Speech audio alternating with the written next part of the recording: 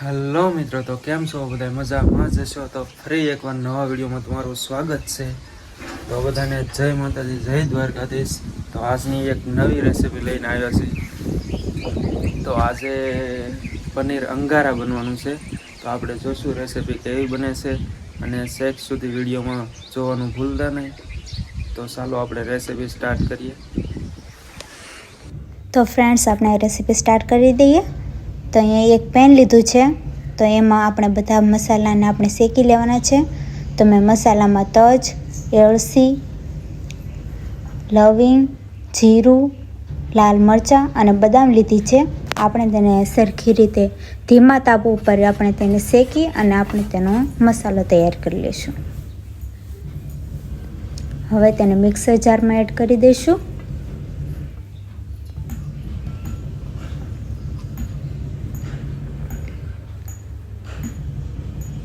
તો આપણો મસાલો બનીને તૈયાર છે. હવે એક કડાઈમાં થોડું તેલ લઈ તેમાં ડુંગળી,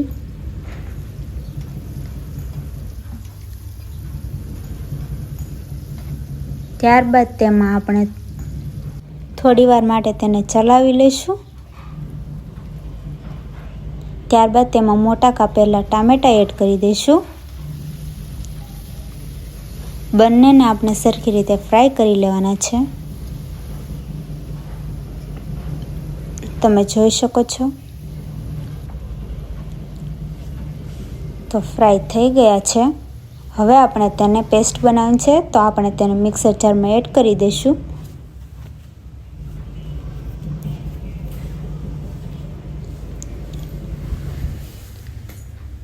પેસ્ટ બનીને તૈયાર છે.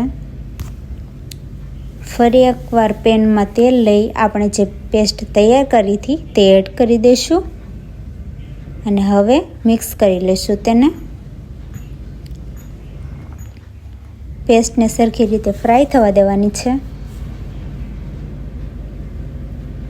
2 મિનિટ માટે ઢાંકી દઈશું. ત્યાં સુધીમાં પનીર કટ કરી લઈએ. તો મેં અહીંયા પનીરને મોટી સાઈઝમાં કટ કર્યું છે.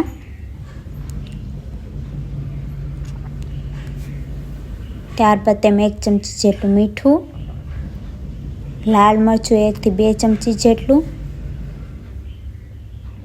ત્યારબાદ જે આપણે મસાલો તૈયાર કરેલો હતો તે એડ કરી દઈશું. બધાને આપણે મિક્સ કરી લઈશું.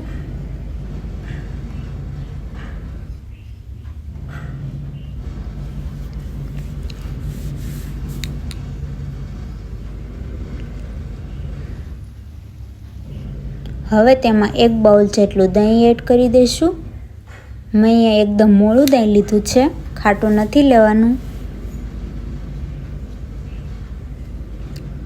દહીંને આપણે મિક્સ કરી લઈએ. એકદમ મિક્સ થઈ ગયું છે. ત્યારબાદ તેમાં આપણે જે પનીરના પીસીસ કટ કર્યા હતા તે એડ કર્યા છે.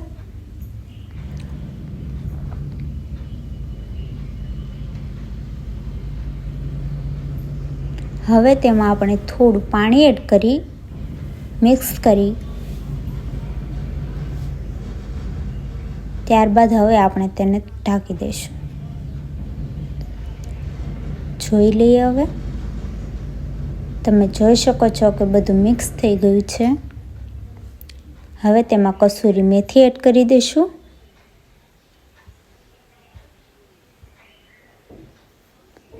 ત્યારબાદ કોથમીર એડ કરી દઈશું, જેનાથી ખૂબ જ સરસ એવો ટેસ્ટ આવશે.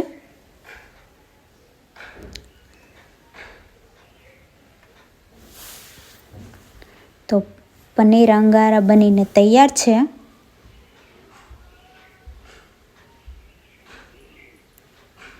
મેં થોડી ક્રીમ એડ કરી છે.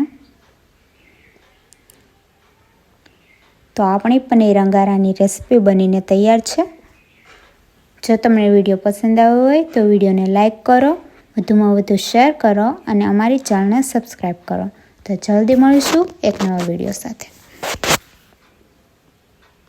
હેલો મિત્રો, તો ફાઇનલી રેસીપી આપણી તૈયાર થઈ ગઈ છે. જો વિડીયો ગમ્યો હોય તો એક લાઈક કરી દેજો અને રેસીપી ગમી હોય તો એક કોમેન્ટ કરવાનું ભૂલતા નહીં. તો મળીએ એક નવા વિડીયો સાથે. ત્યાં સુધી જય માતાજી.